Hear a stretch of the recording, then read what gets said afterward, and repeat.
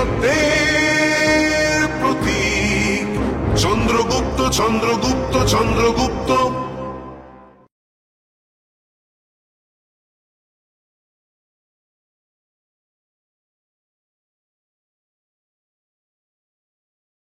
একতাই আমাদের শক্তি, এগিয়ে চলো, এগিয়ে চলো। একতাই আমাদের শক্তি, এগিয়ে চলো, এগিয়ে চলো। একতাই আমাদের শক্তি, এগিয়ে চলো, এগিয়ে চলো। शक्तिशाली अविनाशी हारे ना जो, हाँ मैं ही तो हूँ वो। मन से खंजर तन से पत्थर होगा वो घायल, मुझसे लड़ेगा जो।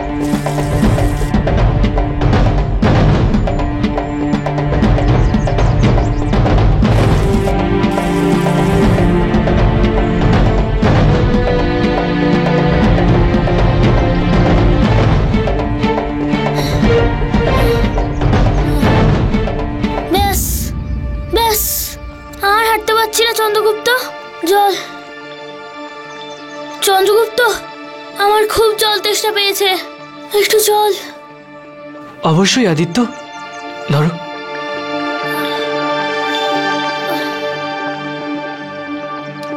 এই নাও।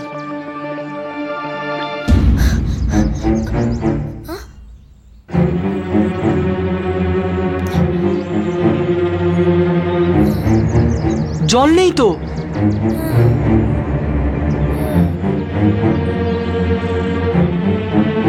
ছিদ্র? এই ছিদ্র কি করে হলো? হতে পারে কাঁটা জঙ্গল দিয়ে পেরোনোর সময় ফুটো হয়ে গেছে। কিন্তু আমি তো এমন কোনো আদিত্য, আরে আদিত্য, নিজেকে সামলাও। আশেপাশে দেখে তো মনে হচ্ছে না যে এখানে কোথাও জল পাওয়া যাবে। একটু ধৈর্য ধরো আদিত্য, তোমার কিচ্ছু হবে না। চন্দ্রগুপ্ত, আমার শরীরে চলার মতো যদি একটুও শক্তি থাকতো তাহলে আমি কিচ্ছু বলতাম না। আমি আমি আমি এক্ষুনি জলের ব্যবস্থা করছি। এই দলের নেতা আমি, এই দলের সমস্ত সদস্যের দায়িত্ব আমার। আদিত্য, তুমি শুধু একটু ধৈর্য ধরো, আমি এক্ষুনি জলের ব্যবস্থা করছি, যত তাড়াতাড়ি সম্ভব নিয়ে আসছি। তুমি শুধু ধৈর্য ধরো।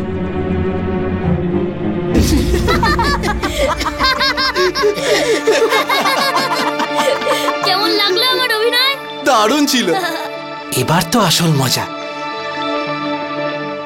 শশাঙ্ক, মানচিত্রটা লুকিয়ে রাখ।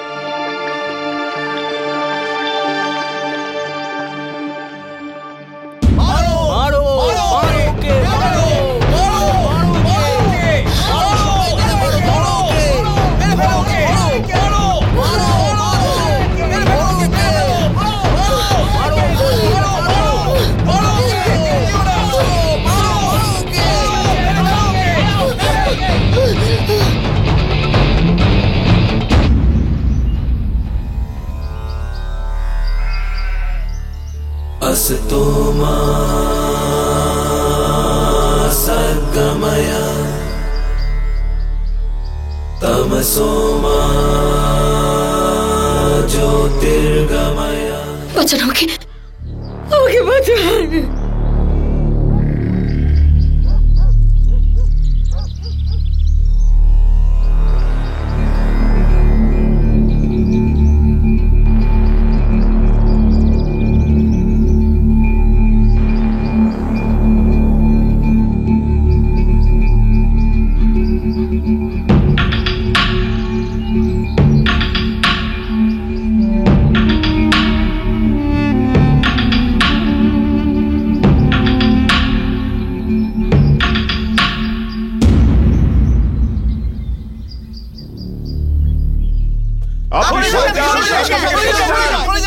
কেন? কারণ আচার্য রুটি চুরি করে। কেন চুরি করে? যখন তোমরা ওকে রুটিও দেবে না তখন ও কি করবে বেচারি? না না আচার্য, সেরকম কোনো ব্যাপার নয়। ও পাগল, মাথা খারাপ। পাগল ও না আপনারা সবাই?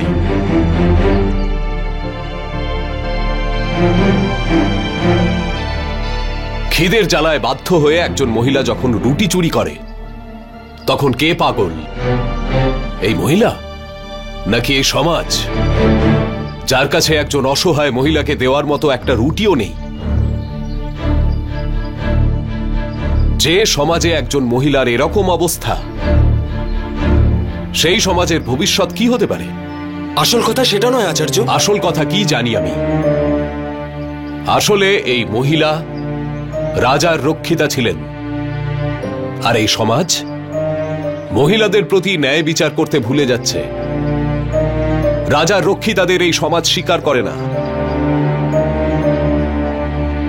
অত্যাচারী রাজা ধননন্দ এদের ধরে প্রতিবেশী রাজাকে উপহার হিসেবে দিয়ে দেয়, আর সেই রাজা একে উপভোগ করে প্রয়োজন মিটতেই একে মহল থেকে ছুঁড়ে বাইরে ফেলে দেয়।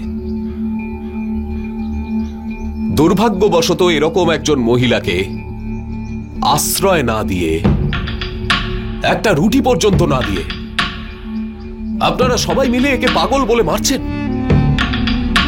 এসব যদি আপনাদের সঙ্গে হয় তখন? যদি একে মারাটা মানব ধর্ম পালন হয়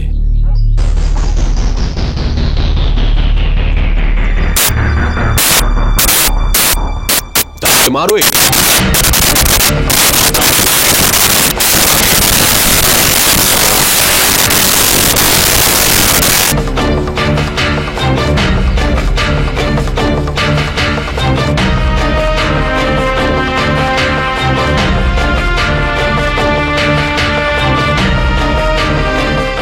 মানব ধর্ম একজন অসহায় মহিলাকে সাহায্য করা, তাকে মারা নয়। চলুন এখান থেকে।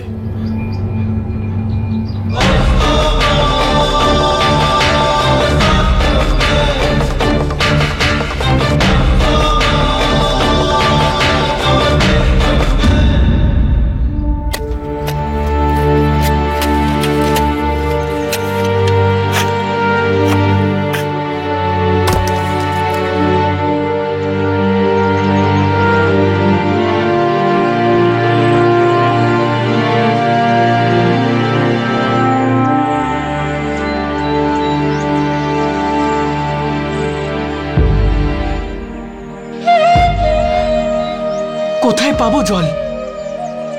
কিভাবে আমরা এগোবো?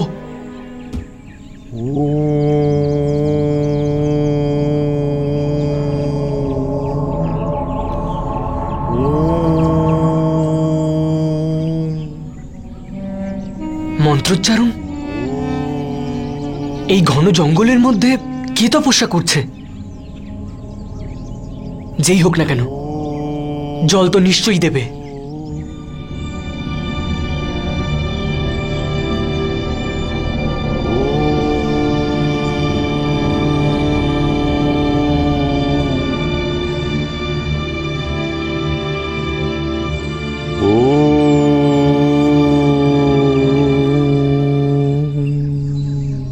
প্রণাম মহর্ষি। আপনি কি আমায় একটু জল দিতে পারেন? আমি গুরুকুলের ছাত্র। আমাদের জল শেষ হয়ে গেছে, আর আমার বন্ধু তৃষ্ণার্ত হয়ে রাস্তায় অজ্ঞান হয়ে গেছে। একটু জল পেলে খুব। মূর্খ! আমি তপস্বী। বহু বছর তপস্যার পর আমি সক্ষম হয়েছি ক্ষুধার তৃষ্ণাকে জয় করতে। এই ঘন জঙ্গলে ক্ষুধা তৃষ্ণার মতন বিষয়গুলোকে মেটানোর কোনো ব্যবস্থা নেই। মহর্ষি, কৃপা করে আপনি এটা বলবেন না যে আশেপাশে কোথাও জল নেই। এখানে কিছু না কিছু নিশ্চয়ই আছে। দয়া করুন প্রভু, আমার বন্ধু জল না পেলে মারা যাবে।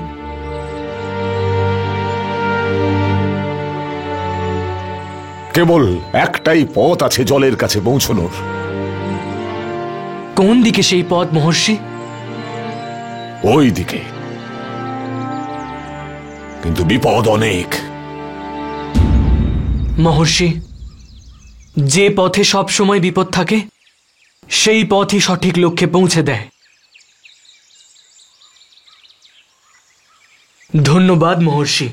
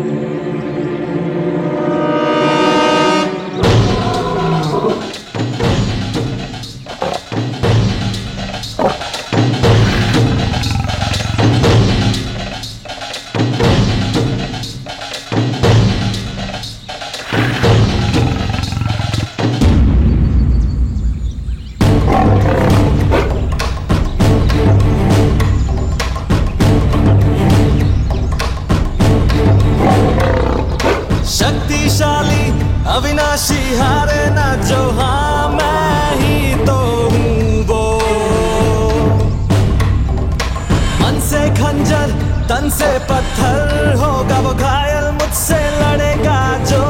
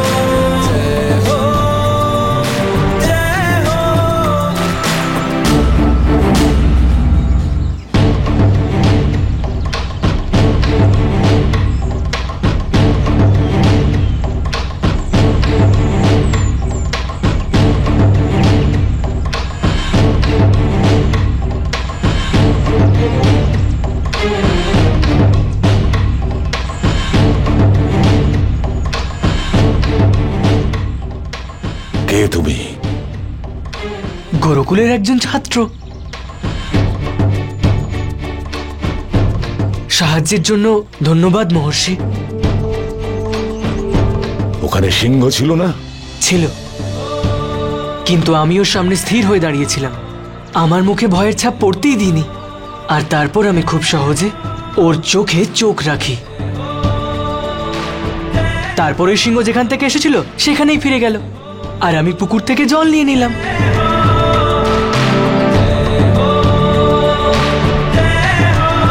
তুমি সাধারণ বালক নও কিছুতেই।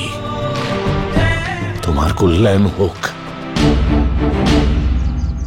এই জীবনে এমন একটা সময় আসবে যখন তোমার কাছে পালিত সিংহও থাকবে। সেটা তো রাজাদের মনোরঞ্জনের জন্য থাকে।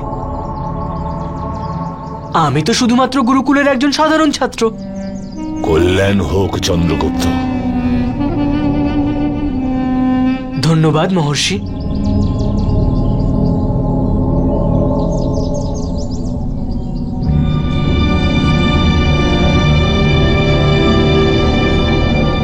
আপনি আমার নাম কি করে জানলেন? আমি তো আপনাকে নাম বলিনি।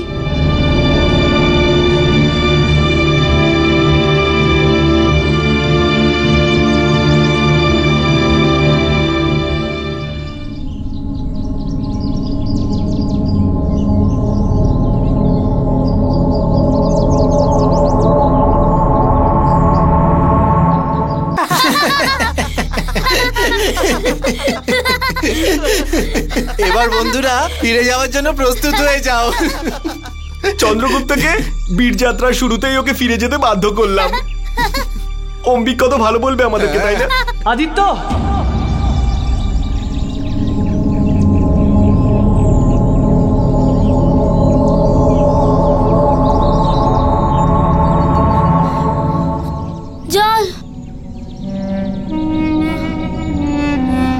আদিত্য, আমি জল নিয়ে এসেছি, নাও।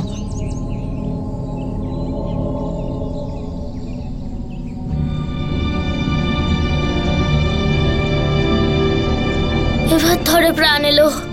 অনেকটা পথ যেতে হবে না তোমায়? ধন্যবাদ বন্ধু। চলো এবার এগোনো যাক। হ্যাঁ হ্যাঁ চলো। চন্দ্রগুপ্ত, একবার মানচিত্র দেখে নাও। যদি ভুল পথে চলে যাই তাহলে জঙ্গলে হারিয়ে যেতে পারি। হ্যাঁ,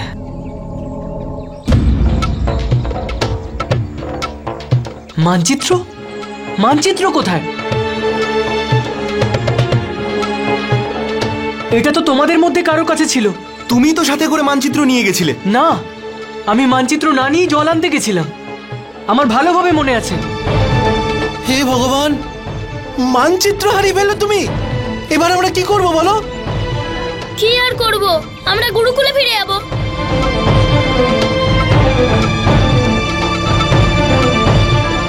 হ্যাঁ,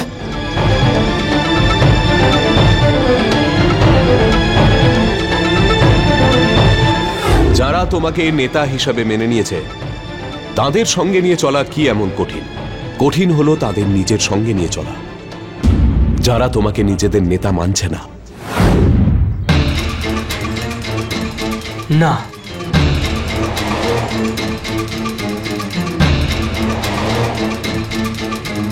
তোমরা কেউ ফিরে যাবে না। আমরা বিনা মানচিত্রে এই কবচ খুঁজে বের করব। পাগল হয়ে গেছো নাকি? ভুলে গেলে আচার্য চাণক্য কি বলেছিলেন? মানচিত্র ছাড়া কেউ কবচ অবধি পৌঁছাতে পারে না। এত বড় দুর্গম যাত্রা মানচিত্র ছাড়া আমরা কি করে করব? চন্দ্রগুপ্ত, এটা বীর যাত্রা, আত্মহত্যা যাত্রা নয়।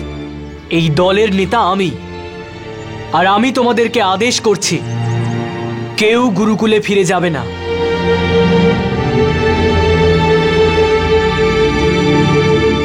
আমাদের এগোতে হবে।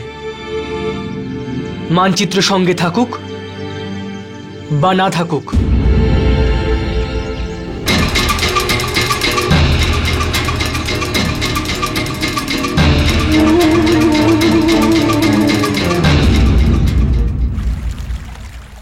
দ্বার খোলো।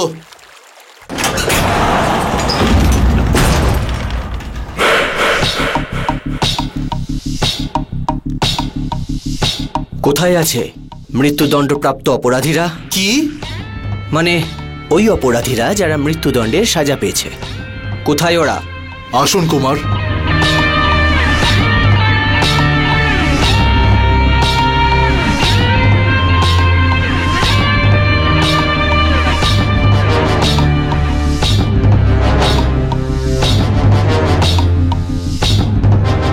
দরজা খোলো। কিন্তু কুমার, এরা ভয়ানক অপরাধী, এদেরকে একেবারেই বিশ্বাস করা যায় না।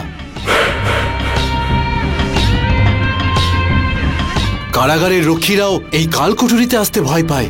তার মানে তুমি গান্ধারের হবু রাজার আদেশ অমান্য করার দুঃসাহস দেখাচ্ছ? না যুবরাজ, আমি তো...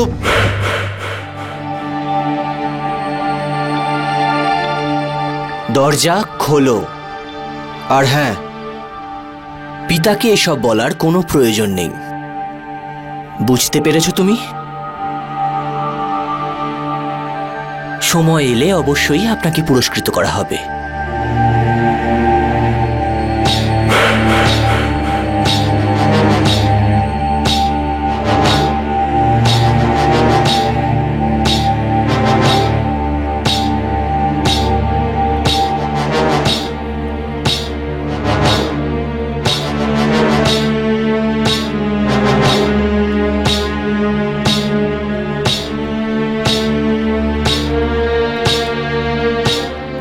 তিনজনকে প্রয়োজন আমার, যারা আমার সাথে একটা বিশেষ যাত্রায় যাবে।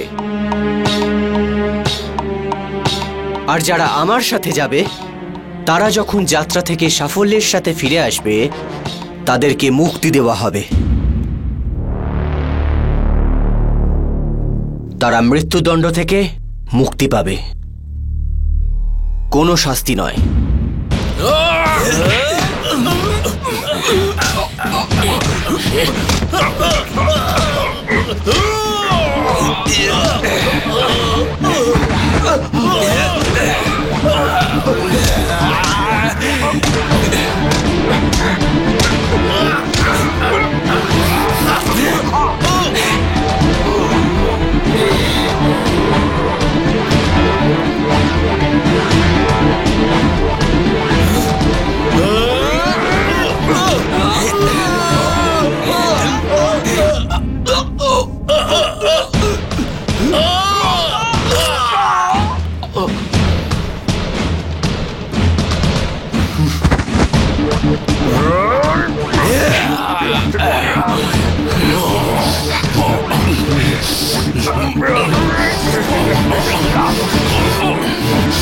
দাঁড়াও।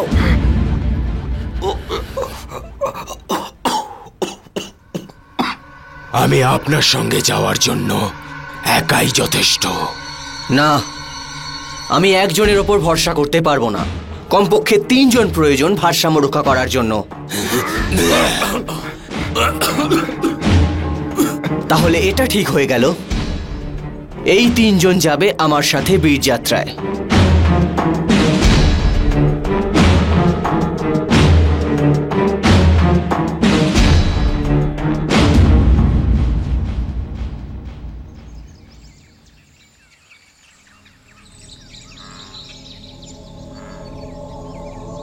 বললাম তো তোমাকে, চলো ফিরে যাই। কিন্তু না, তুমি তো আমাদের নেতা হতে চাও। মানচিত্র নেই, কোন দিকে যেতে হবে সেটাও আমরা জানি না, তাও আমাদের এমনি এমনি হাঁটাচ্ছ। এখনো সময় আছে, ফিরে চলো চন্দ্রগুপ্ত। হ্যাঁ হ্যাঁ, চলো ফিরে যাই আমরা। না, তোমরা কেউ ফিরে যাবে না, বুঝেছো? তোমরা যাই হয়ে যাক না কেন, আমরা এগিয়ে যাব। চলো সবাই। চন্দ্রগুপ্ত, চন্দ্রগুপ্ত, চন্দ্রগুপ্ত, ভালোই ভালোই আমাদের কথা মেনে নাও, না হলে না হলে না হলে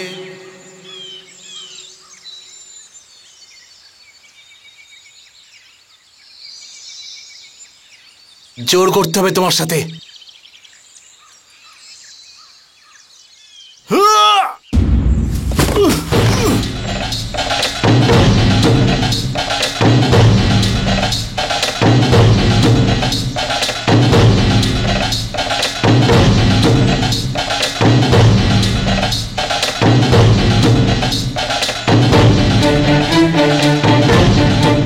এত বড় ছলনা!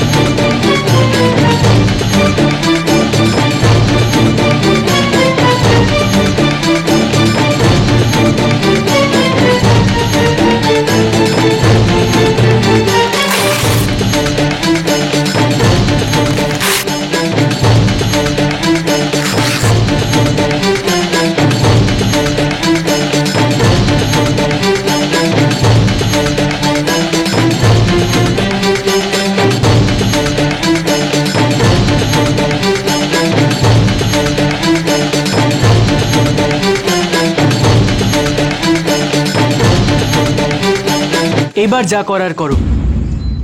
আমি কবচ খোঁজার পথ জেনে গেছি, আর যাই হয়ে যাক না কেন আমি সেখানে পৌঁছবো। এবার তোমরা সিদ্ধান্ত নাও, এই অভিযানকে মাঝপথে ছেড়ে কবচ না নিয়ে গুরুকুলে ফিরে গিয়ে অপমানিত হতে চাও, নাকি আমার সাথে গিয়ে বিজয়ী হয়ে কবচ নিয়ে গুরুকুলে ফিরতে চাও?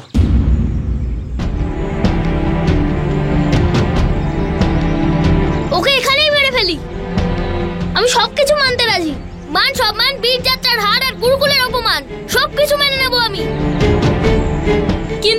চন্দ্রগুপ্তকে এখনই মেরে ফেলবো।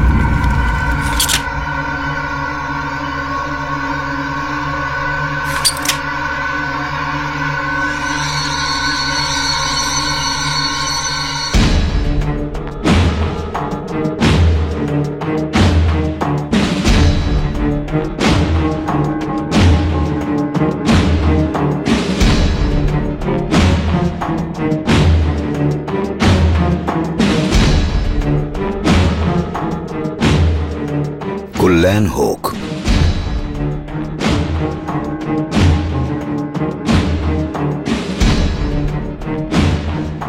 কুমার, নিজের পথের বাধা চন্দ্রগুপ্তকে শেষ করে কবচ নিয়ে তবেই ফিরো।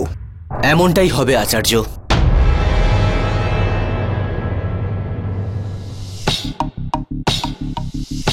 বিজয়ী হও। যাও কুমার।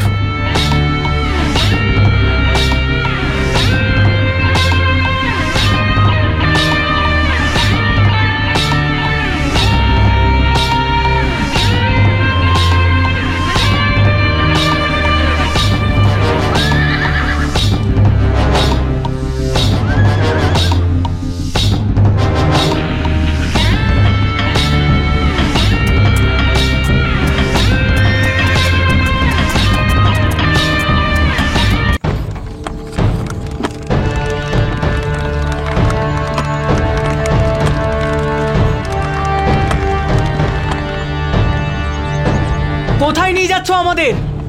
আরে কিছু তো বলো, কোথায় নিয়ে যাচ্ছ আমাদের? যদি সাহস থাকে তাহলে আমাদের মুক্ত করে দেখাও ভিতুর দল।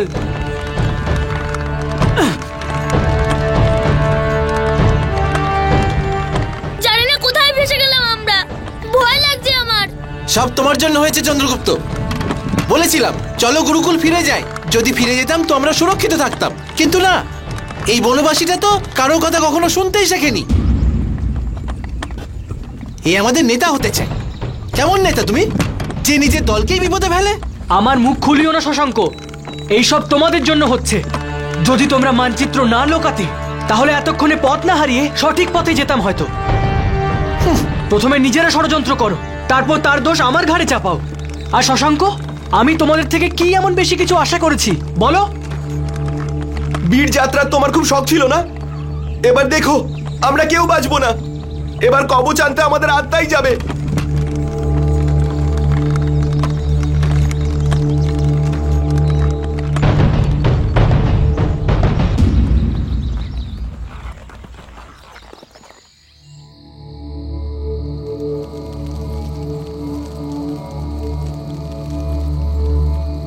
আপনি আমাকে কেন বাঁচালেন আচার্য?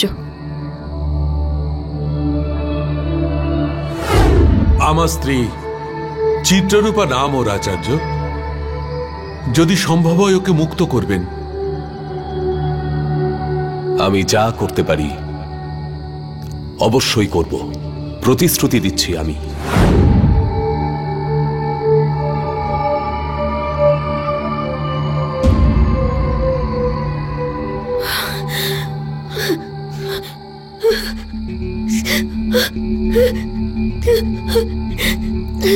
তার মানে আপনি ওনার সাথে দেখা করে এসেছেন, তাই না? তাই না? উনি কোথায়, কেমন আছেন?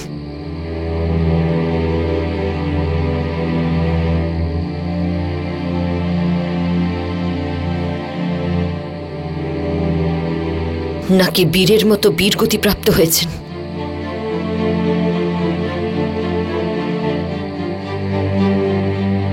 অনেক বড় বড় বীরেরাও যে সম্মান পাওয়ার স্বপ্ন দেখে, আদিধীরার সম্মান তার থেকে অনেক বেশি। এমন অমর বীরগতি লাভ করেছেন আদিধীরা,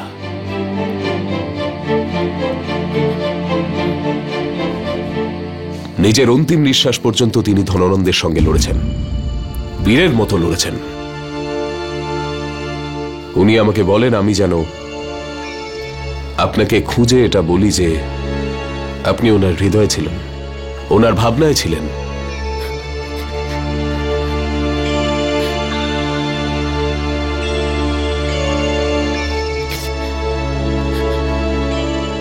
আমি আর বেঁচে কি করব? আমাদের জীবনের শেষ নিঃশ্বাস অবধি আমাদের জীবনের সার্থকতা খোঁজার চেষ্টা ত্যাগ করা উচিত নয়।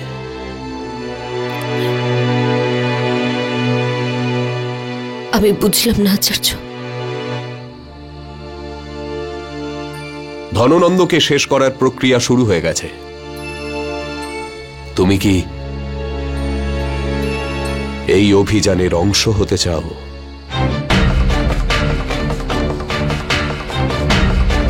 ধননন্দের বিনাশের জন্য আমি সবকিছু করতে পারি। আপনি শুধু আদেশ করুন আচার্য। ওই পাপী যে আমার চোখের সামনে আমার ছেলেকে ক্ষুধার্ত বাঘের সামনে ফেলে দিয়েছে, যে আমার স্বামীকে কেড়ে নিয়েছে, আমার সবকিছু কেড়ে নিয়েছে, তাও জানি না কেন আমি এখনো শ্বাস নিচ্ছি, বেঁচে আছি আমি।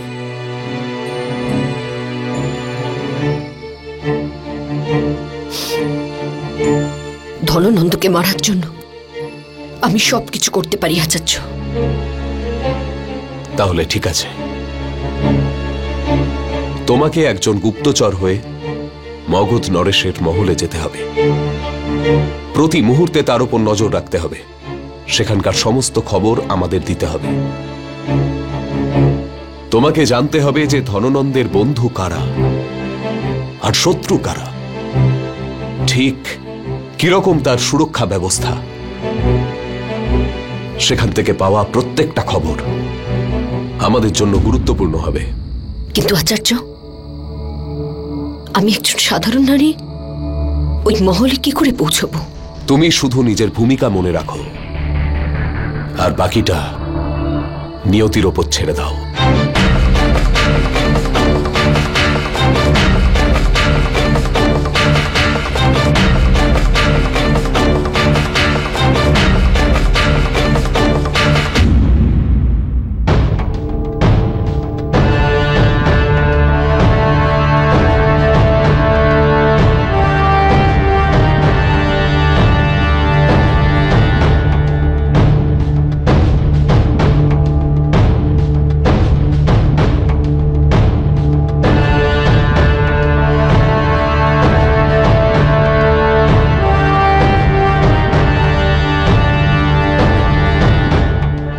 এরা আমাদের ছাড়বে না, আমাদের শেষ সময় চলে এসেছে। সাবধান, মহারাজ অনয়রাজ উপস্থিত হচ্ছেন। মহারাজ, এরাই সেই গুপ্তচর।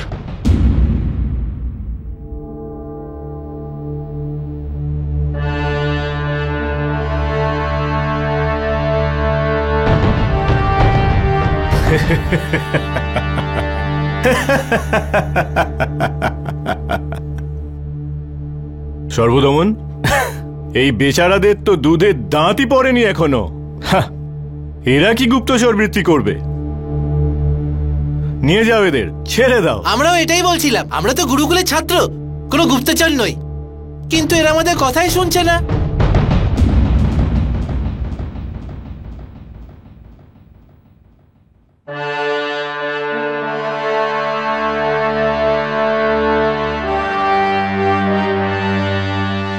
কি বললে তুমি? গুরুকুল? হ্যাঁ মহারাজ, গুরুকুল, তক্ষশিলার বিশ্ববিখ্যাত গুরুকুল।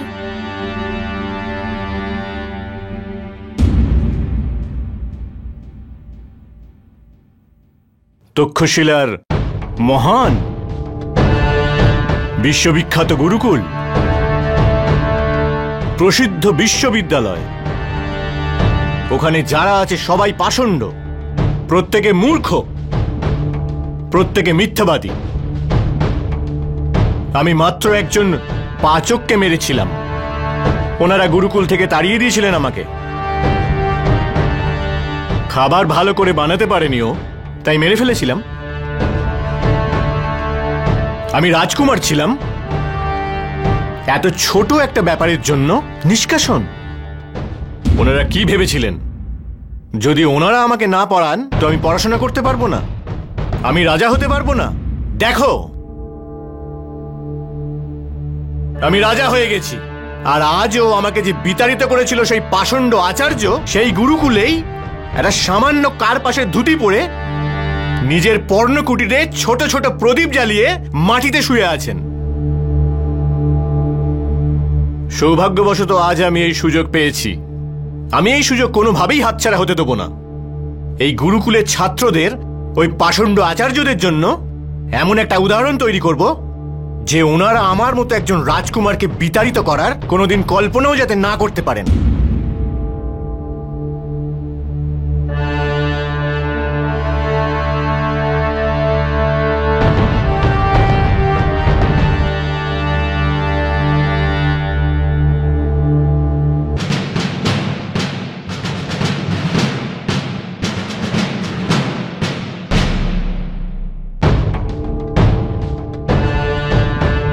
আরে ছাড়ো আমাদের, আমরা গুরুকুলের বিদ্যার্থী নই। বল না আদিত্য। হ্যাঁ, আমরা জেলে। তুমিও বলো না চন্দ্রগুপ্ত। দেখো, একজন দরিদ্র শিক্ষকের দ্বারা বিতাড়িত ছাত্রের উপলব্ধি আমার ভবিষ্যৎ, আমার ইতিহাস আমি লিখব। কোন জটাধারী পাষণ্ড শিক্ষক। মহারাজ, আমি বিনম্রভাবে আপনার কাছে অনুরোধ করছি, আপনি আমাদের সামনে আমাদের গুরুকুলের আর আমাদের আচার্যদের নিয়ে কটু কথা বলবেন না। তুমি গুরুকুলের সব থেকে ভালো ছাত্র। যে গুরুকুল থেকে আমাকে অপমান করে তাড়িয়ে দেয়া হয়েছিল, সেই গুরুকুলের প্রিয় বিদ্যার্থী আমার হাতের মুঠোয়। তোমাদেরকে অপমান করতে আমার খুব আনন্দ হবে। না না মহারাজ, এই তো এরকমই। আপনি আমাদের বলুন, আপনি যা বলবেন তাই করব। সত্যি মহারাজ। মহারাজ, আপনি আমাদের কাছ থেকে কি চান?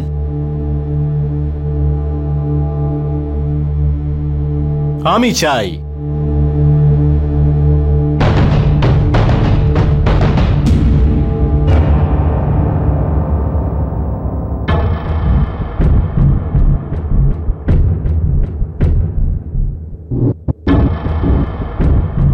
যে তুমি এখানে এসে আমার চরণে সাষ্টাঙ্গে প্রণাম করো,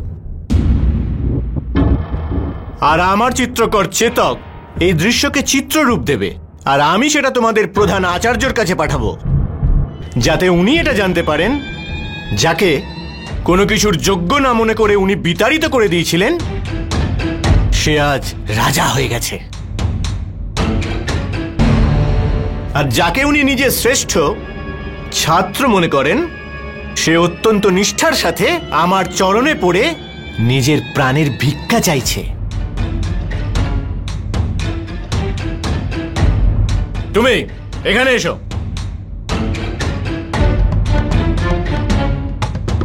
যাও না, যাও না। সব তোমার জন্য হয়েছে চন্দ্রগুপ্ত।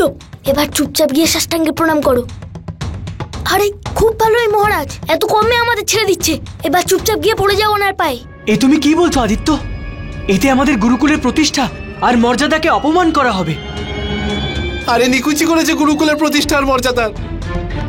গিয়ে সাষ্টাঙ্গে প্রণাম করো, মহারাজ ছেড়ে দেবেন আমাদের। ভেবে দেখো তোমাদের কাছে কোনটা বেশি গুরুত্বপূর্ণ, মুক্তি নাকি গুরুকুলের মর্যাদার অবমাননা?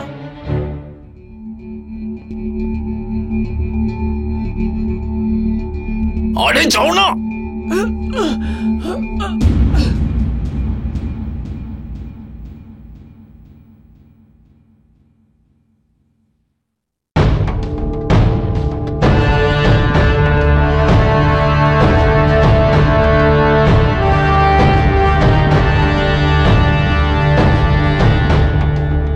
থামো চেতক, সত্যি কিছু দেখতে পাচ্ছি না। এভাবে কিছু তো আছে যেটা বাদ যাচ্ছে। হ্যাঁ, পা চাটো।